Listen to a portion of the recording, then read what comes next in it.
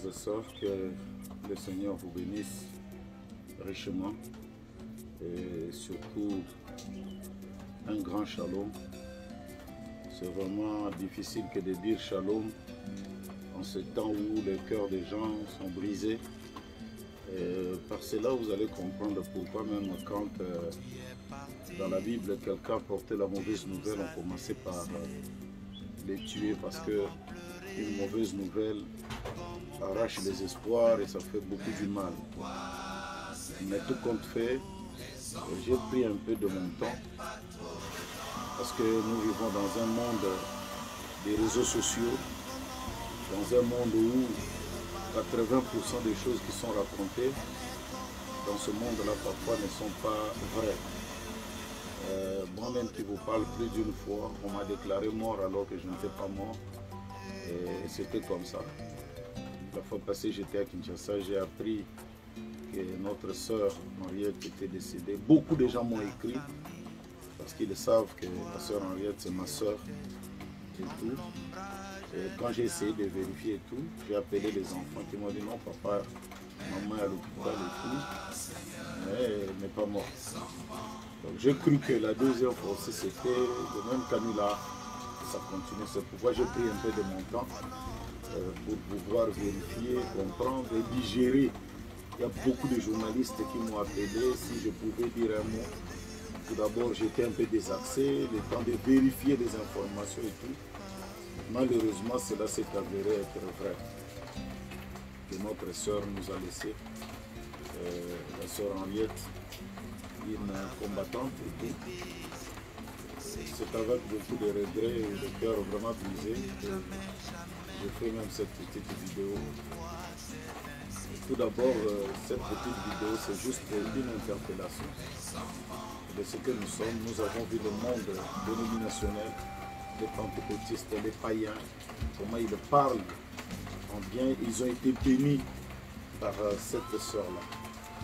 Comment elle chantait, comment ça leur a donné des espoirs, ça a réconcilié des mariages et tout.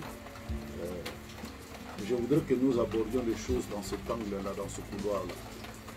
Parce que je crois que nous, quand nous voyons, pas vraiment prêcher, quand il y avait des morts, c'était beaucoup plus, les expressions étaient centrées sur la vie passée de la personne. Et je crois que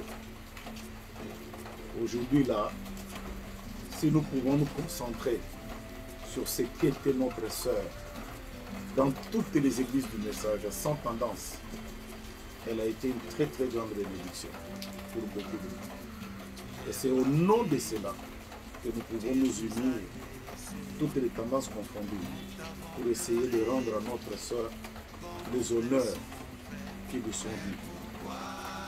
C'est quand même quelqu'un, pas quand même, mais c'est quelqu'un. C'est une brave sœur. Je peux voir son témoignage comme elle n'a jamais trahi le message, seule avec les enfants. Et aujourd'hui, elle nous a laissés.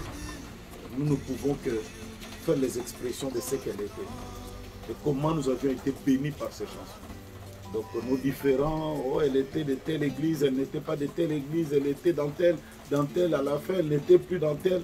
Si on peut mettre ça de côté, commémorer sa mémoire, ce qu'elle était, les expressions, ce qu'elle était pour nous.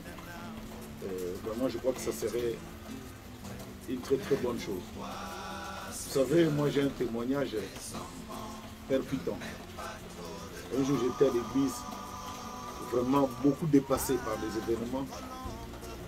Et alors je suis entré dans la voiture pour repartir à la maison.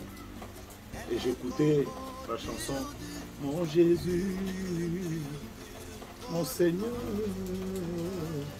mon Jésus, c'est toi que je... Tu es ma source de refuge, garde-moi. » En cours de route, quelque chose m'a saisi et je voyais toute la voiture était pleine d'une certaine présence. J'ai failli faire même l'accident. Et je suis allé à côté, j'ai bloqué la voiture, j'ai commencé à pleurer, à pleurer, à pleurer. Une forte onction, alors une vraie onction.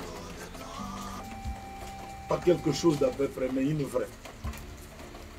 Je suis allé à la maison, je suis entré directement dans la chambre.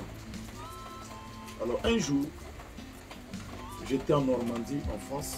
Je crois que le frère Sacré et la sœur Nicole pourront donner même ces témoignages. Nous étions dans le véhicule et on a mis la chanson là. J'ai dit au frère, arrêtez tout d'abord. Je vais vous donner les témoignages.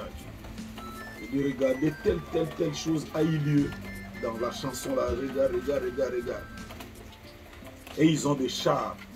Nous n'avons que le nom de l'Éternel. Tu m'as donné la nature de l'agneau, alors que le monde est en crise d'amour. Mon seul devoir, c'est d'aimer, c'est disposer mes vertus. Comme David devant Saoul. Je ne peux qu'aimer, je ne peux pas aimer. Et j'ai terminé le témoignage, j'ai arrêté, on a remis la chanson. Le même phénomène nous a pris, et les chauffeurs, et tout le monde, et tout le monde, on a commencé à pleurer et tout. On a dit au frère Sacré, arrêtez un peu le véhicule, qu'on digère un peu cette onction ici. Donc c'est quelqu'un qui chantait avec Dieu dans son cœur. Donc nous voulons un peu l'honorer de cette manière. Et même pas seulement, parce que nous sommes des frères, mais dans la tradition africaine, quand il y a un mort, on oublie même parfois nos différends. Elle était de telle église, elle n'était plus de telle église, elle était dans telle, elle était... On oublie. Chaque fois, nous les Africains, quand il y a un mort, nous disons toujours, on enterre tout d'abord. Et nous allons voir le reste après. C'est ce que je voulais donc exhorter tous les frères, les artistes, les musiciens. Et si vraiment Dieu peut nous aider à rendre à notre sœur les honneurs qui lui sont dus, ça serait une bonne chose. Je suis le premier à croire que nous allons le faire. Que le Seigneur vous bénisse beaucoup. Aux enfants, soyez forts. Je crois qu'il a été dit, même si nous perdons des mères, des frères, des sœurs, ils nous donneront. Vous aurez des mamans, vous avez des mamans, vous avez des frères, vous avez des papas, vous avez des sœurs. Et ça ne peut pas manquer. Vraiment, encore une fois, tous et à toutes, un très grand shalom.